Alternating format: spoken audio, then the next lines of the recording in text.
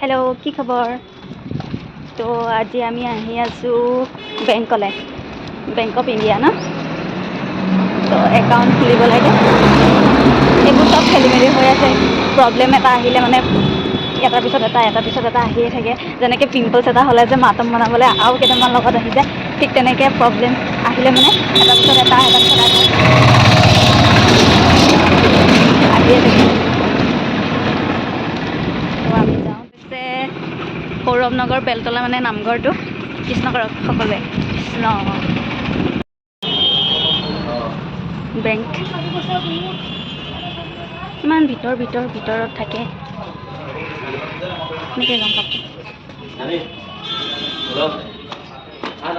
কিমান চফা।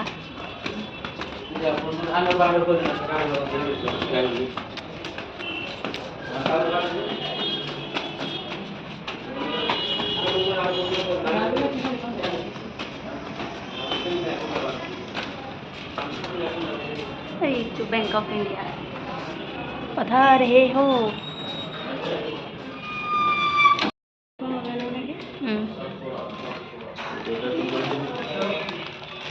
মানে কালিও আহিলোঁ, আজিও আহিলোঁ, চাৰ্ভাৰ ডাউন, খঙে উঠে। এদিন ওলাবলৈকে ইমান টান, সদায় ভগৱান যে বৰ বেয়া ভগৱান। যাওঁগৈ এতিয়া ঘৰলৈ বজাৰ কৰি মেলি।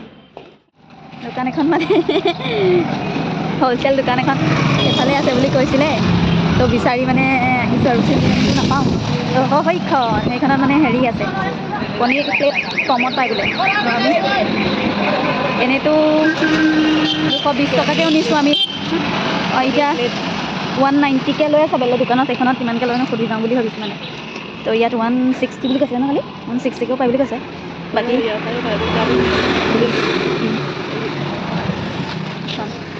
আজিতো ইমান দিনে 190, 220 এনেকুৱা MRPত মানে কণীৰ প্লেট লৈ আছিলোঁ।